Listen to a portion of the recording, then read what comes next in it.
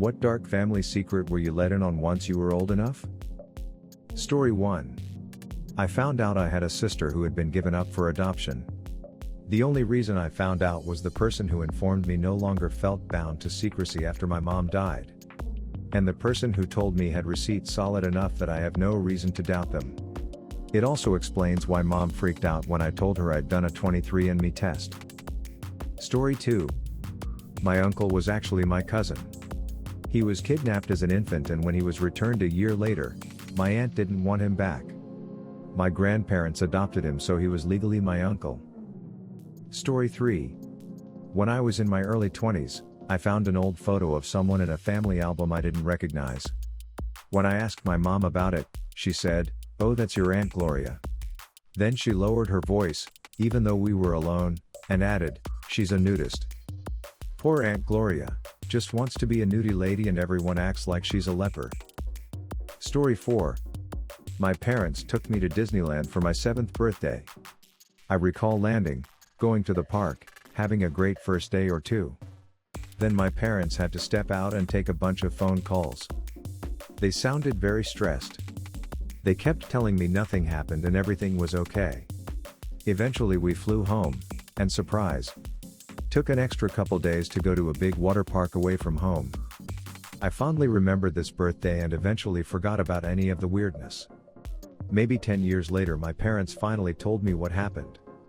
My uncle, my dad's brother, tried to kill himself on my 7th birthday. He shot himself in the stomach with a rifle. He was poor, addicted to drugs, no work, etc. He felt depressed. My dad had the life he always wanted, so tried to kill himself. He ended up living. My parents took me to the water park so that we didn't have to come home to him leaving the hospital. By not telling me, my parents let me keep my birthday as my day, not the day Uncle tried to die. Knowing how a 7-year-old's brain works, I probably would have thought I had something to do with it. Story 5. My parents had 2 kids before I was born. My mother drowned them in a bathtub during a psychotic episode. Somehow, despite this and a prior history of mental illness, she got released and had me a couple years later. They had another child just before I turned 2, but I never laid eyes on her. Neither of them ever fessed up, though. I only found out about their existence after an aunt died and left me her personal effects. I found birth announcements for these other kids in her mementos. I always thought she meant for me to find them. When I asked my parents, they refused to discuss anything related to these kids. A few years later, I went back to my hometown and looked up that date in the newspaper morgue. The friend who went with me was floored. I wasn't, really. I'd grown up in fear for my life from her rages. I broke off contact with them as soon as I could. Not just because of this, though it didn't help. I had a slew of my own traumas growing up. It was a huge mistake to let them try to raise another child. Story 6. I found out when I was about 32 that apparently in 1973 my dad had a daughter he never knew existed. I found out because he texted that to me while I was working, after finding out about it himself about 1 week earlier. She was in her late 40s by that point, I think. What's sort of tragic is all this time we thought I was my dad's only kid, and he always wanted a daughter but never got one due to marriage's ending. He would have ducking loved this girl. His daughter was the result of a one-night stand with a girl he never talked to again, and according to his daughter the mother had a mental breakdown not longer after giving birth and never really had custody of the daughter anyway. Dad never would have had any way to find out. The baby grew up with the mother's parents in another state, and the mother kinda went AWOL. Story 7. 1. My grandfather killed his own son by throwing him on the floor because he was crying. He was just a couple months old. 2. My uncle tried to rob a bank and ran away by foot. He later on got married and his wife ended up committing suicide. At the time the police thought that my uncle killed her, since he had a criminal past, but he didn't. He was at work and there were witnesses. 3. I have multiple half-siblings. My dad was / unfaithful. 4. My grandfather burnt the house down with his wife and children inside with the intention of them dying. My grandmother ran away with her 7 or 8 children, I don't recall, and she asked a priest that she worked for, I think she cleaned his house, to give her a space to stay. He ended up giving her a home that an old lady left for the church. and if I'm not mistaken she was paying it little by little. 5. My aunt's neighbor, who I went to the beach with when I was little, apparently killed his own wife abroad. 6. There was a rumor that my uncle's kids weren't his. Story 8.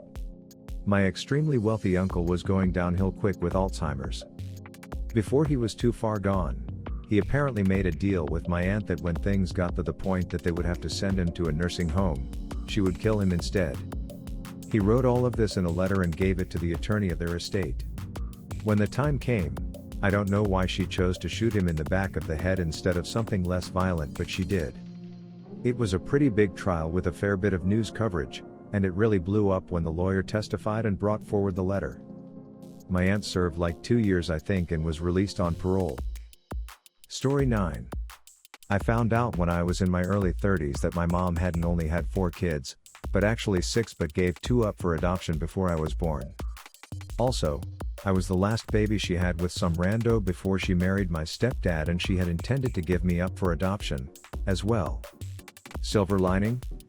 One of the babies she gave up contacted her a few years after I learned about this, and now I have an awesome new brother. Story 10. My paternal grandmother had an affair with our small town's mortician in the 1940s. She got pregnant and he performed an illegal abortion. The fetus was buried behind the funeral home he owned where we kids used to sled every winter. My dad told me this as I was getting ready to take a ride down the hill on the sled when I was 12. Also, paternal grandfather had multiple illegitimate children around our small town. Turns out one of my best friends was also my half-cousin. Father told me when I was 17. My father was educated, intelligent, honest and moral. The fact that his parents were so wild was absolutely shocking to me. Story 11. My grandfather had severely scarred legs from burns he got as a kid. Growing up we were told that he was in a fire in an apartment building and sustained the burns while escaping. He died when I was 7, and one of my few memories of him is an image of those scarred legs. Well, when I was 23, my great aunt, his sister, told me that it wasn't a fire. Their father ran a bath with scalding water and put my grandfather in it as a punishment. Great-grandfather was an abusive alcoholic piece of shit who ducking maimed his son. Story 12. My older sister is not my full sister, she's my half-sister via my mother. My mother was married before and had my sister with her first husband. Her first husband raped my sister from when she was 2 or 3 years old. My mother caught him assaulting my sister, but no one believed her and my sister was, from what I was told, ducked up.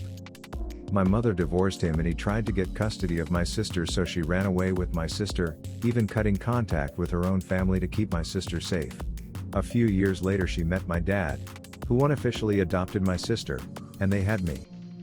I grew up not knowing because my sister thought I might not love her the same if I knew we had different dads, and I think maybe some part of her wanted to forget her stepdad isn't really her biological dad.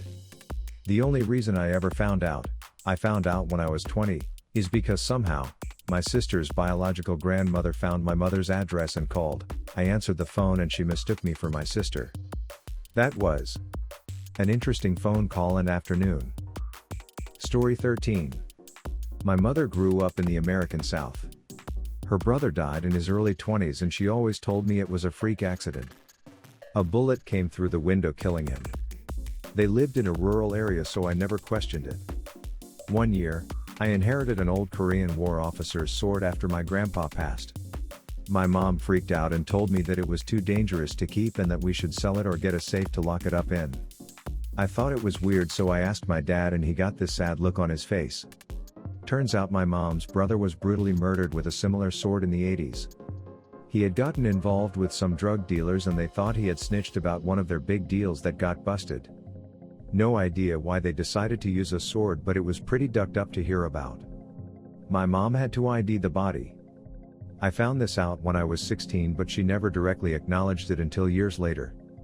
My mom said he was just trying to make some extra cash by introducing people who partied to the dealers.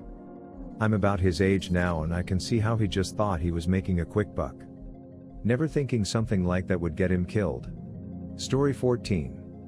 When I was very young, my family lived in a townhouse, and against all local bylaws, my mother decided to keep a horse in our backyard. Not only that, But it was an ex-racehorse that came as a package deal, the goat companion that slept in the closet of my nursery. I also later found out she was running a grow-op in the basement. Story 15. I knew my grandfather was a coal miner, and that he was really involved with the union, but it wasn't till after he died that I found out just how much of a union man he was. If something needed blowing up or someone needed to not be breathing anymore, they called Gramps. After he died, my brother remembers some men coming to visit Gran and giving her a lot of envelopes. She took off for a year-long vacation in Europe after that. Story 16. Why the neighbors move, trigger warning for violent crime. I was pretty young when this happened, so the details won't be perfect, but the story is otherwise true. I grew up in a coastal town and we had some neighbors whom I really liked. My parents were friends with them, their kids were roughly my age. Wonderful. We played together all the time. One day they very suddenly moved. I was a bit confused as there had been no clue that they were going. I remember some police cars and the moving vans weeks later, but that was it. My mother told me that the kid's grandmother had become very ill, the cops came to tell the family, and they left emergently to care for her and never came back. I was only about 5. Seemed legit. Many years later, as an adult, and long since moved away from that area, my parents and I were reminiscing over our old home. I mentioned that I wondered whatever happened to them. That's when my mom told me the truth. The parents had gone out that night on a date and left the kids with a 14-year-old babysitter.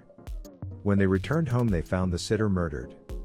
Someone had broken into the home and then killed the sitter. My mom stated the cops think the sitter pretended to be the only one home to protect the kids. When the parents got home they checked the kids were safe and set them back to sleep.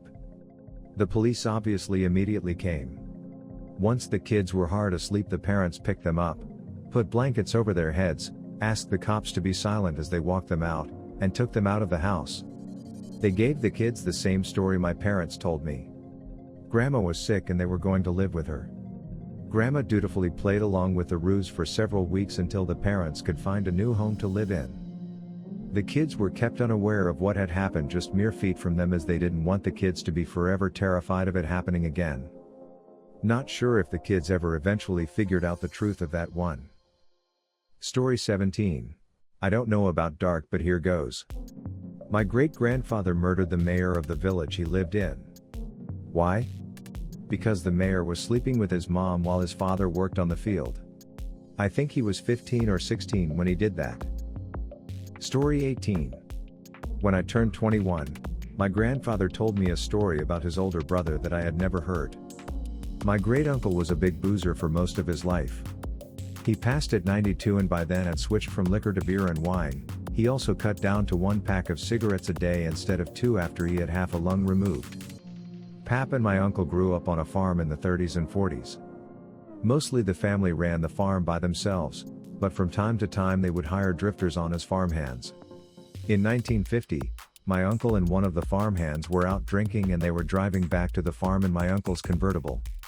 My uncle was the one driving and he misjudged a turn that had a steep bank on the right side. He ran the car up the embankment, which was steep enough to flip it.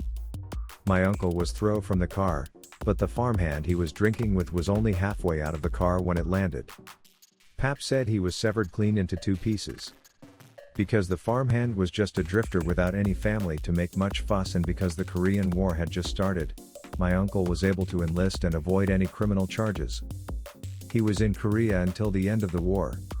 That was the only time I've ever heard that story told, and although I would never be someone who has more than a few drinks before getting behind the wheel, it's something that definitely sticks in my mind. And it's a story I'll tell my own kids when they get their license. Story 19. When my grandma's gentleman friend was admitted into a care home for his dementia, they had a problem in verifying his medical records. As he deteriorated, he lost his Irish accent and would occasionally speak in German. He was a child during World War II. My parents reckon he was probably a Jewish escapee. Story 20. My dad's side of the family has ties with the Mafia.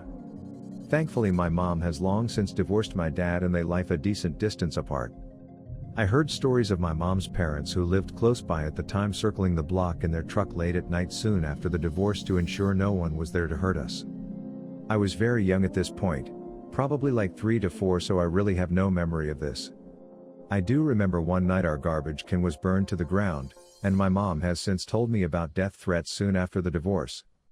My mom a couple years ago watched a documentary on prominent Mafia families and noted multiple names that were at her wedding. Story 21. My dad left when I was 7 and we were always told that it just didn't work out with my parents. We saw him off and on for about 2 years after he left, then never saw him again. He had remarried and she had a kid that became his stepson that my brother and I would hang with when we would go to my dad's house. Then when I turned 13, my mom finally told me that the stepson was actually his son from having an affair with that woman.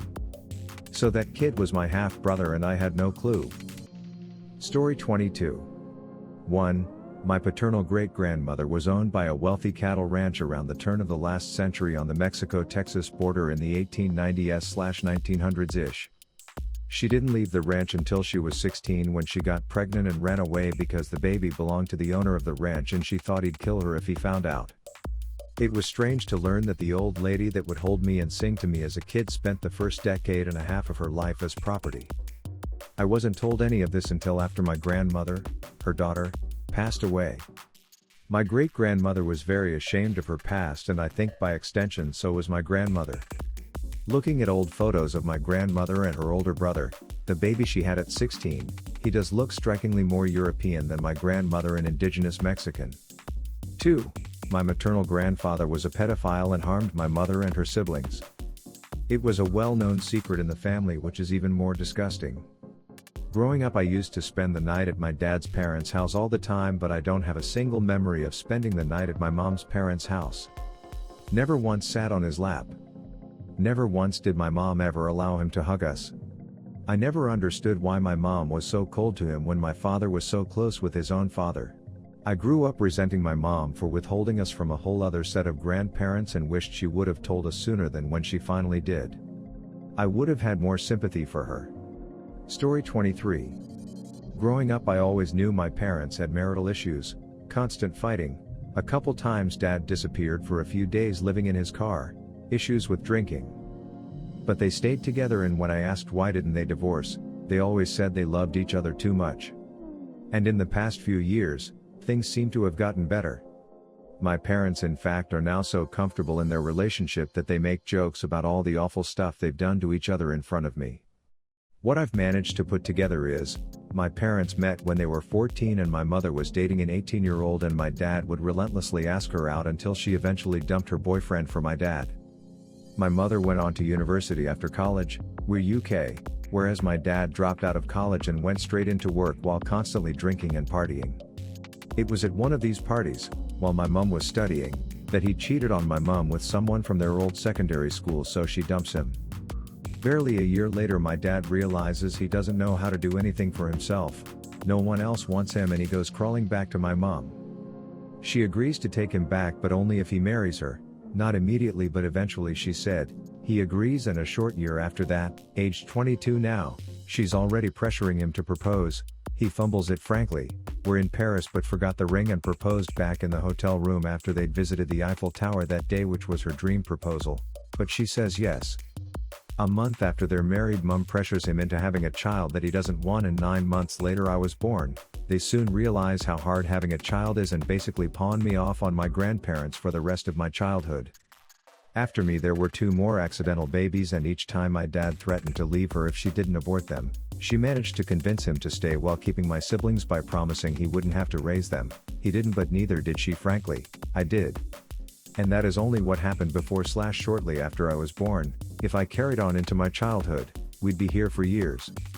What they sold to me as the perfect love story, been together since they were 14, proposed in Paris, soon married and had children because of pure love, is in fact a bunch of skewered half-truths from a horrible twisted love map of my mother's manipulation and my father disappointing her time and time again. Story 24.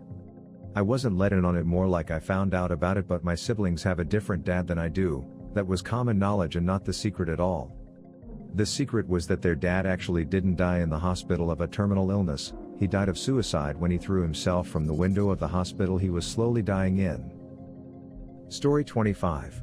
I always thought my two older brothers got addicted to drugs because of their own decisions and the people they hung out with. It turns out that my dad had been feeding them pills since they were about 10 to shut them up. Years I held resentment against them for not being good older brothers like they should have, only to find out that it was my father who I had praised all those years that was truly evil. Story 26.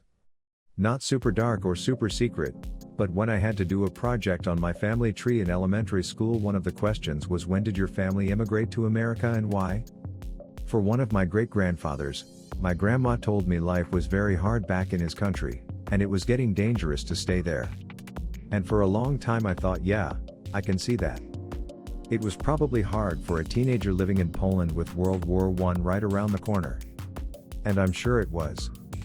But it turns out it's even harder and more dangerous when you're a teenager who has slept with a married woman and then accidentally killed her husband when he confronted you. I can see why she didn't want me to put that on my elementary school project. Story 27. My grandmother married her second husband entirely for money. Her daughters both liked to joke about her intentionally giving him a heart attack. He had heart problems but liked to eat unhealthy food, and the rumor goes she would put extra salt and butter on his food until he finally kicked the bucket. Story 28. Found out my dad's mom was a lesbian and that my godmother, who lived with both my grandfather and grandmother, was actually her lover. They slept in the same bed while my grandfather had his own room. Growing up I had no idea, but as I got older I pieced it together. But I loved them all and still do, R.I.P. Story 29. I think this counts. My whole family found out at the same time about the dark secret. I was 25. My great-grandparents left their spouses for each other. Great-grandpa was 37 and great-grandma was 19 in Ireland. My great-grandpa had 7 children. My great-grandma had 3. They left their spouses and children in the middle of the night to run away together and move to America. Didn't say a word and never talked to them again. When my grandpa, their only child from their new life, would ask them about their past or family, they got really weird and would refuse to say anything. They took the secret to their graves. My grandpa at age 70 wanted an explanation about his heritage, so he signed up for Ancestry and 23andMe. Could you imagine how shocked he was to find out he had 10 siblings? They had been searching their whole lives to find out what happened to their parents. He got to meet them and would travel to visit them twice a year. My grandpa died 4 years ago. At least he got to know his siblings for a bit before he died. Happy, sad, and screwed up all at the same time. Story 30. I was told by my aunt, before my parents thought it necessary, that my dad had cheated on my mom and slept with a stripper and that I was her daughter and not actually my mother's. I found out years later that my dad wasn't actually my dad either, though he thought he was, which is why he put his name on my birth certificate and brought me home when my birth mother wanted nothing to do with me. Fun times. Story 31. Just found this one out recently. My uncle was a doctor working in a small town hospital. He was married and had just had a baby boy. While his wife was pregnant or just had the baby, he had an affair with 2 nurses in the hospital and ended up getting one of the nurses pregnant. When he found out of the second kid, he took his family and ducked off to New Zealand for 3 years. Upon returning to Canada and the same small town hospital, his wife immediately found out about his illegitimate child and divorced him. My illegitimate cousin stopped coming around to family events, and when I talked to him about it last year, he told me that my grandparents always blamed him for ruining my uncle's marriage. Story 32. My great-grandmother was shot dead in the street by an ex-boyfriend, in front of my 4-year-old grandma and her 2 younger brothers. It happened in a really quiet European town and I believe it made the papers. Grandma ended up being sent to live with an aunt and the boys stayed with their father, and he remarried a nasty abusive woman. I didn't know this until I was 18, from the older boy actually, Uncle Jay. But hearing this story really changed my perspective on Grandma and the boys. The boys both ended up going to prison and having difficult lives, and Grandma was a stern, unemotional woman. I feel like this gave me some understanding as to why. Story 33. The story of my grandma's real name. Let's say that my whole life I knew my grandmother's name to be Mary. Everyone called her this, everyone knew it. One day when I was in my 20s, I was with my grandmother and saw her sign some legal document. She signed it as Edith. I was horribly confused. I asked Grandma about it and she said her name was Edith but it was never spoken and to not use it. She is in her 80s at this point. Apparently my great-grandfather had been an Air Force pilot stationed in the UK during World War I. He had a girlfriend at the time named Edith. After the war was over they broke up. Great-grandpa returned home and married great-grandma shortly after. They had only one child, a girl, whom he named Edith. Roughly 18 months later my great-grandmother saw a letter in the mail from an Edith and figured it out. She vowed the child would never be called the damn name ever again. She went by her middle name Mary, though it was never legally changed. My own mother states she did not know her own grandmother's name until she was 22. I have had fun randomly dropping this name bomb on cousins here and there and enjoying the shock and laughter about it. It's a silly secret that nowadays just makes people giggle. Story 34. From when I was aged 6 to 13, my mom dated a fellow named Murray. We all lived together in an old farmhouse. Murray was a wonderful father figure to us, but he also had a drinking and driving problem, and after a particularly nasty accident, Mom waited until he came home from the hospital and was well enough to take care of himself before leaving. The whole time we lived there, my sister and I never went down into the basement, as it was infested with spiders. I always thought it was because of the drinking and driving she left him, but as it turns out that was only part of it. The other being that he had a massive grow-op for weed in the basement.